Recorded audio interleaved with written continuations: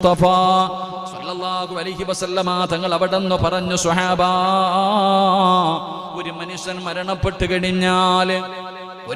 മരണപ്പെട്ട് കഴിഞ്ഞാൽ ഈ പ്രസംഗിക്കുന്ന ഞാനെങ്ങാണം ഇന്ന് ഈ സദസ്സിൽ നിന്നുകൊണ്ട് ഇന്ന് ഇവിടെ നിന്നുകൊണ്ട് മരണപ്പെട്ടാൽ എല്ലാവരും കൂടെ എന്നെ കുളിപ്പിച്ചൊരുക്കി നല്ലതുപോലെ എന്റെ നാട്ടിലേക്ക് കൊണ്ടുപോകുമല്ലോ.